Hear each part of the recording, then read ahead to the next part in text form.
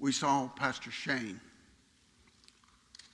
usher out the old year, invited in the new year. And he said that you don't let the failures of the past determine the success of your future. We had Pastor Jack come, and he says, shut out the noise of this world that wants to steal your opportunity to hear God's voice.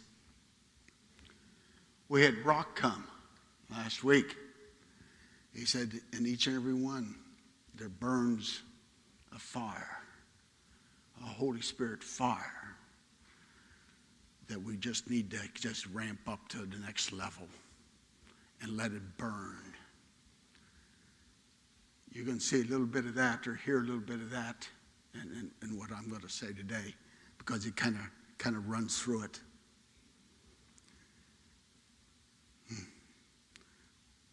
The world is closing in around us. It's trying to steal our joy. It's trying to dictate who we are. It's trying to set the agenda for us. But I have one that is greater than anything that the world wants to do. If you have your Word of God with you, electronically, in a Bible, whatever, however you got it, I'm going to go to Mark chapter 4, verse 35, and just wherever this thing ends, wherever it ends up. And in my Bible it says that the wind and the waves obeyed Jesus. So in verse 35, it starts out, on that same day when evening came, he said to them, let us cross over to the other side. Point number one,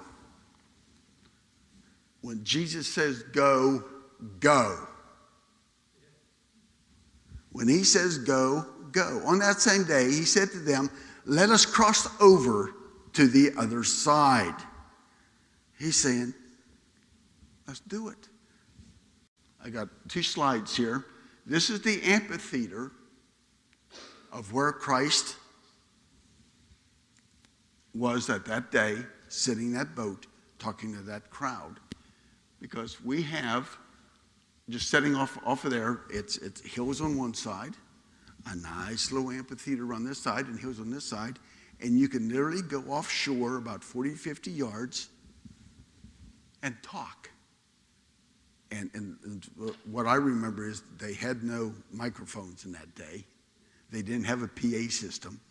They didn't have JR trying to get everything up on the screen. Jesus was sitting in the boat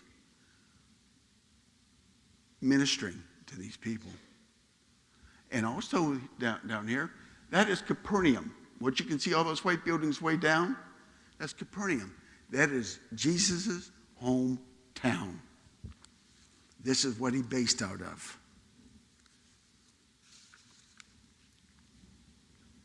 As you stand there, you can look across the Sea of Galilee, and the Sea of Galilee is only about 5 to 7 miles wide. It's no big deal. It doesn't look very big. If you've ever been to Israel, it really is small. It's a small country. You can stand, I've stood on Mount Nebo, where Moses stood, and God says, hey, you can't go in, but I'm going to show it to you. And you can stand there, and you can actually see the Mediterranean Sea. Right there. It's not a very big country. It's not very big.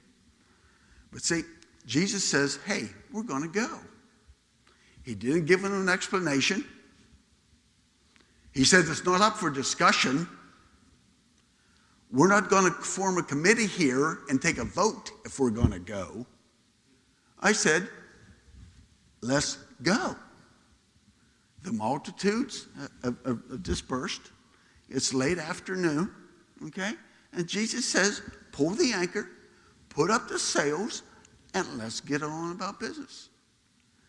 And then the disciples are standing around saying, wonder what's up. But see, Jesus already knew he already knew that he had an appointment with a demoniac on the other side. He knew that there was a man with a legion of demons in him that needed to be set free. He knew that he had a divine appointment that he was going to keep. He says, guys, I'm not going to walk on the water right now.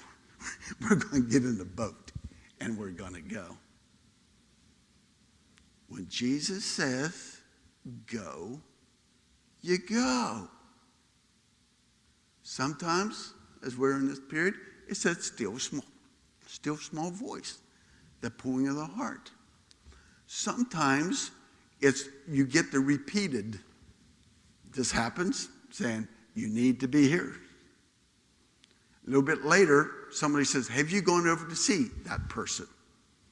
And after a while, your wife says, I think we need to go visit that person. So how many times does it take for you to listen to what God is telling you to do? He said, go, you go. Now, we could go to different places, Sometimes we can just over and over. I'm the type of guy that I like to know what I'm getting into. I can give A-type personalities lessons on how to be an A-type person. I truly am. Ask Elizabeth.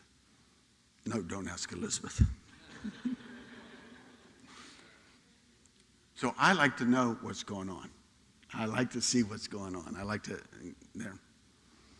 I received a phone call this past week. I'm going to Alaska again, y'all. Okay, I spent last summer up there. Yep. Elizabeth says she's staying right here. And here's the reason why. I had the director of missions for the Assembly of God for the state of Alaska call me. And he said, I hear you can cook. I says, what are we leading up to here? This is kind of a leading question. Because see, the Assembly of God has a camp, Little Beaver up there.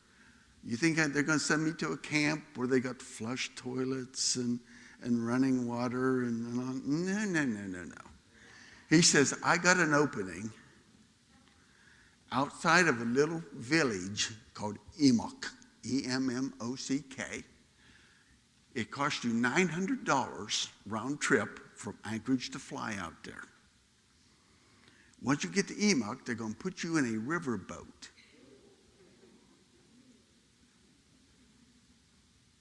It's not like these things sitting out here on this river. We're talking about you hold on like this as they go up the river, up the Yukon River for 45 minutes, and we have a camp at a slough. And you're going to have the pleasure of working with Yupik Eskimos, a native group. I would like to know. Oh, and he said, by the way, bring a real good sleeping bag and air mattress. Oh yeah, and by the way, we do have lime that you can use in the, in the privy. Yeah, to help. Yeah. I said, okay, I'll go. Because see, I don't know what he has for me there. But he has something for me there. And I'm going to go because he called. He called. We have lots of people sitting here right now that have gone when they've been called. KC, she's going to be a chaplain in the Army. She's been ordained end of April, okay, in the Assemblies of God, and she has no idea what's out in front of her. But she took the call, okay? We have Rock and Anna and GSOM. We got Josh and Sinya and GSOM. We got Sherry and GSOM. They've accepted the call Do they know what's out in front of them? No. But they're getting equipped because God has put a call in their life. When you're called, you go. Okay? They were already in the boat. Every disciple that he had was in the boat. They didn't have to gather them up. These guys were having a good day. They were having a great day. They were working on their tan. Okay? Jesus is doing all the work. He's in the boat.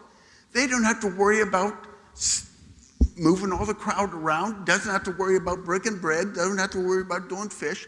They were having a great day. They didn't have to get anything ready. Jesus says, let's go. Set sail, pull this anchor, and get to the other side.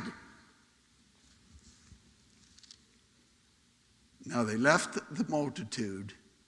They took him along in the boat as he was, and other little boats were also with him. Jesus is in the boat. Disciples are in the boat. Peter, James, and John look around. Man, the weather's great.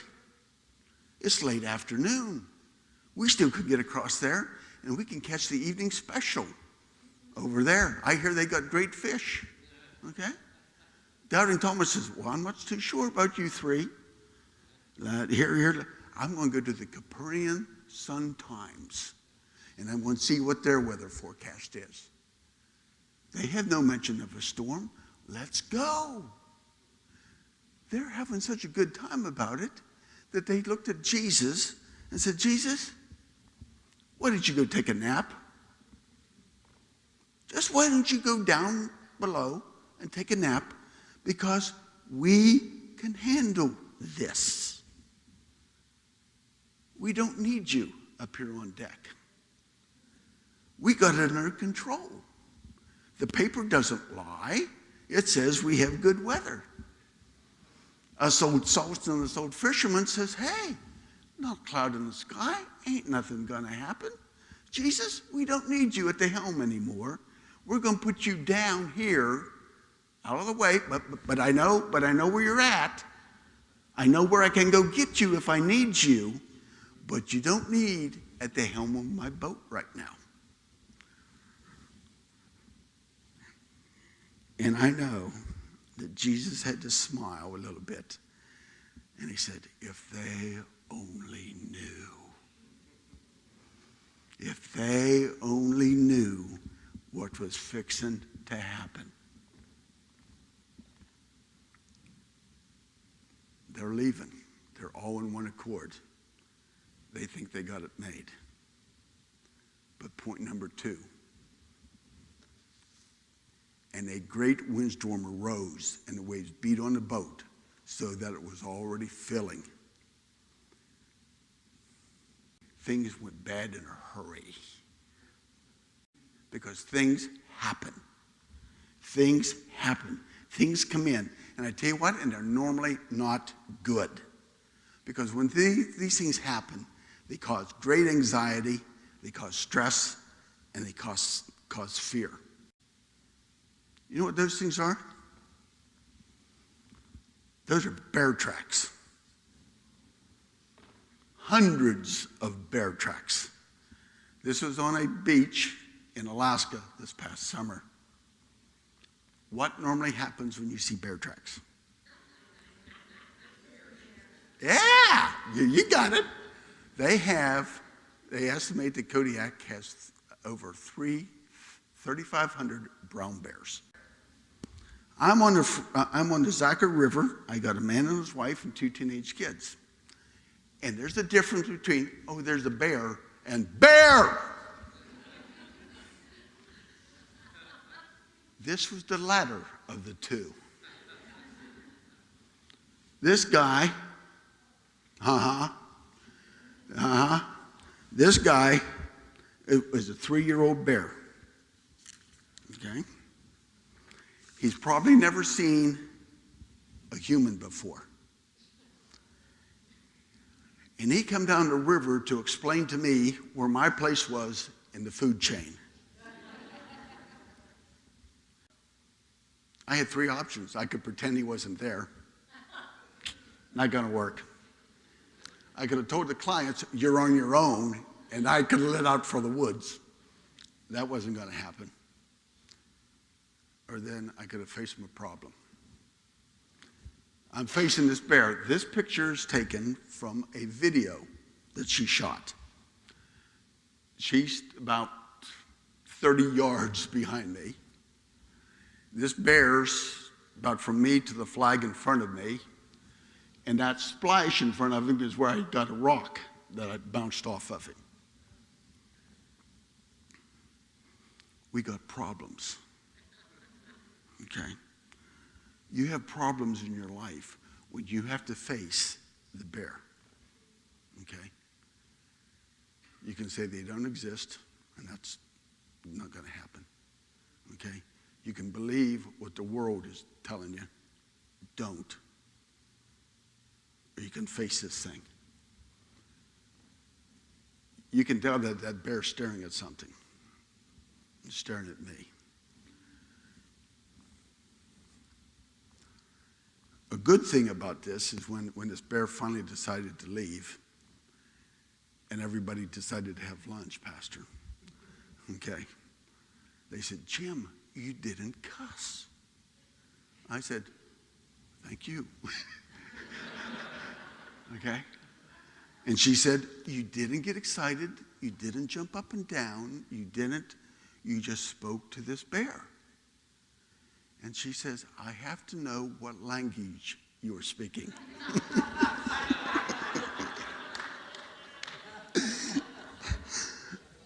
And I didn't even know that I was speaking in a prayer language. So I looked at her, I says, well, I was speaking a language that I'm pretty sure the bear understood.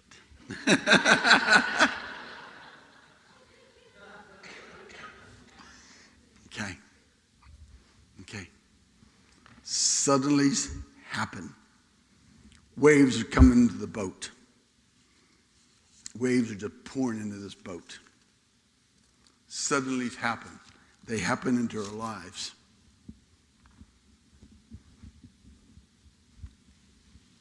Vanessa and Herman had a suddenly. Things happen. They're living their life, they're doing their thing, and Herman ends up in ICU with stuff plugged into him, breathing for him, the whole 9 yards, not knowing that he's going to be around the next morning. Suddenly's happen. Debbie and Stan Childers got a brand new grandbaby. Life's good. They're looking at selling their practice. They're going to take their retirement and do what retired people wanted to do. And cancer come down and said, I marked that man.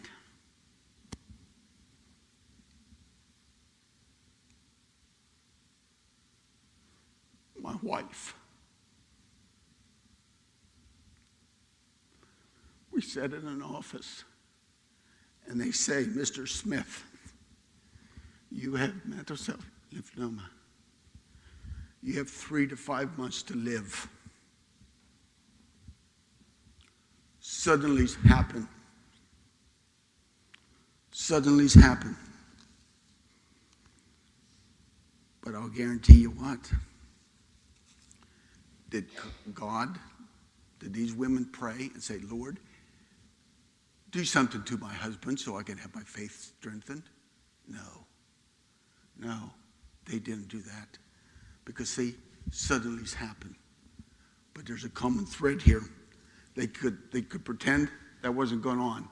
But just like that bear, it's there looking at you. You can believe the reports of the world. Because my report was that you have 3 to 5 months, Mr. Smith. And I'm now starting my 6th year of my 3 to 5 months. Okay? It's him. It's Jesus. It's Jesus. Okay? That, or they turned to the one that can calm the storm. That's right. You turn to the one that you can calm the storm. Here's some common threads that run through all 3 of these ladies. First, okay, this isn't a dream. This is really going on. I don't understand why, but we have to do something here. Okay?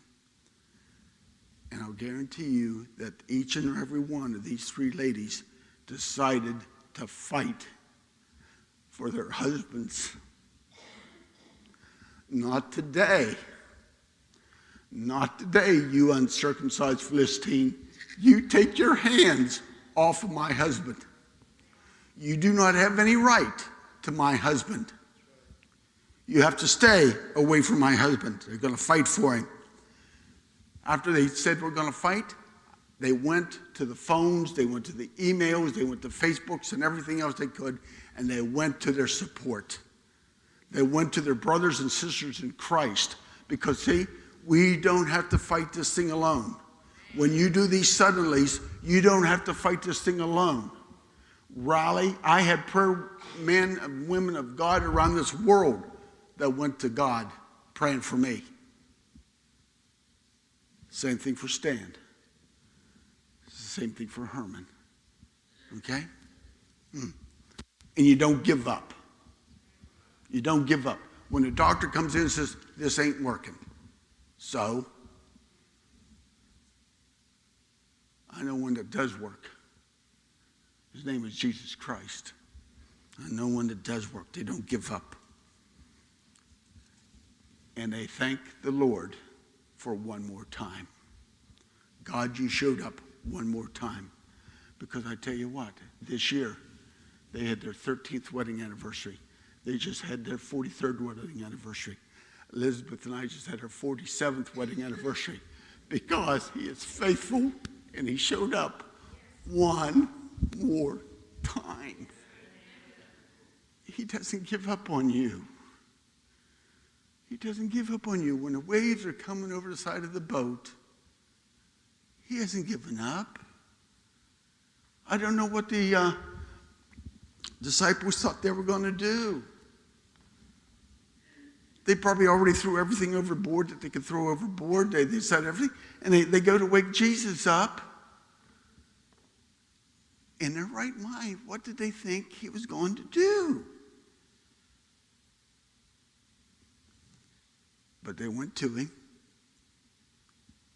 Because, see, sometimes we want Jesus to fix it the way we want it fixed. And he has a different plan altogether.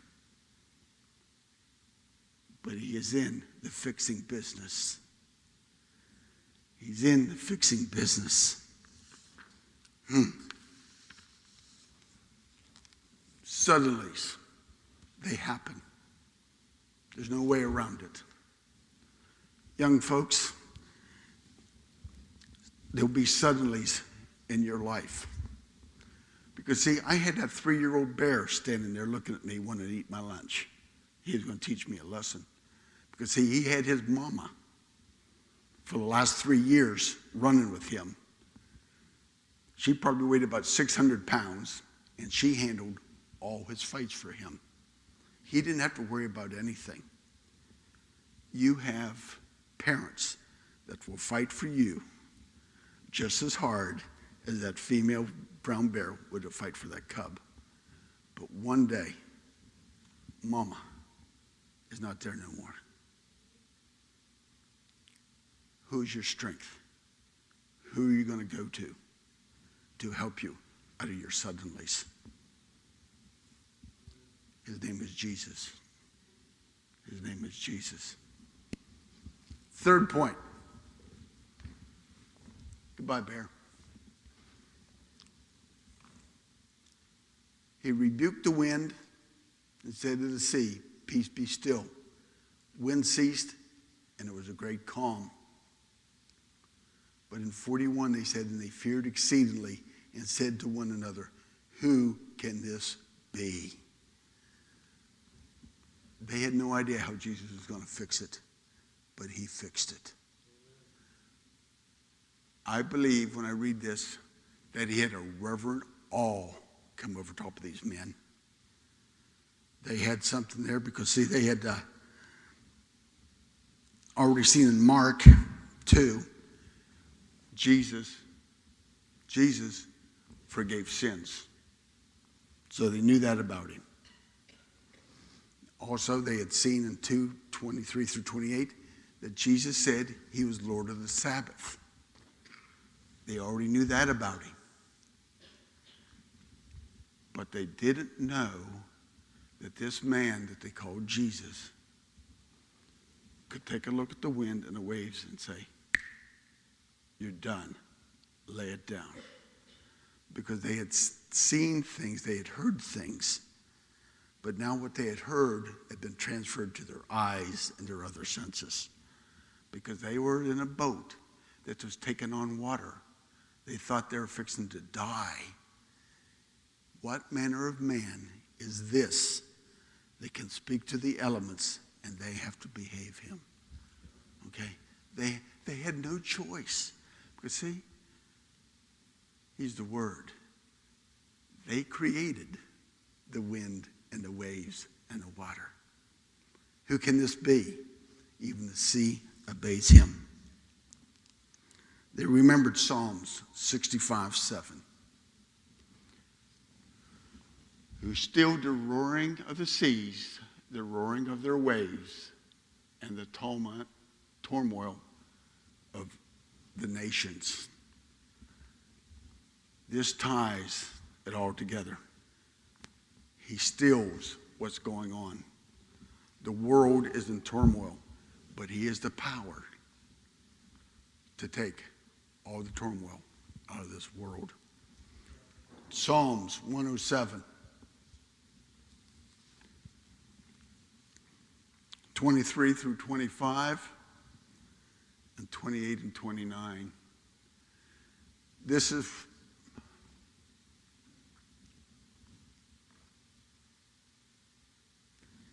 the verse that we claim over my son's life. 45 years old, and I claim this over James.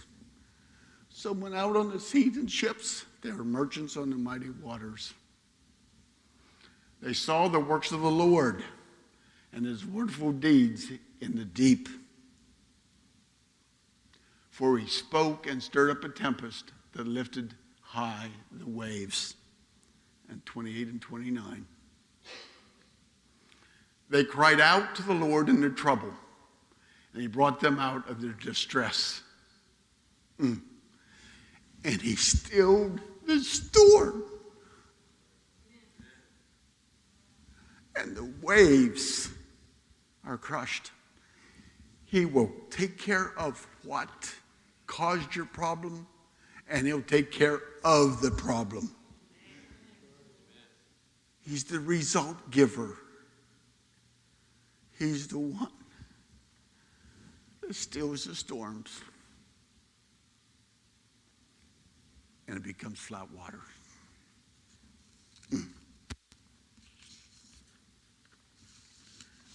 The disciples' deliverance had absolutely nothing to do with what they could do. It had nothing to do with what they could do. Their security and ours resides in what Jesus can do. If you haven't had a life-changing suddenly, you will. Faith is not blind. Faith does not deny the reality of the difficulty. But faith does declare the power of God in face of all problems. Jesus is the answer. It's the only answer. This world doesn't have a thing. Doesn't have a thing. Because my God, who can this be? He's the one. He's the Son of the living God. He's the great I am. He's the one that speaks and the storms lays down. He's the one that gives peace to your life.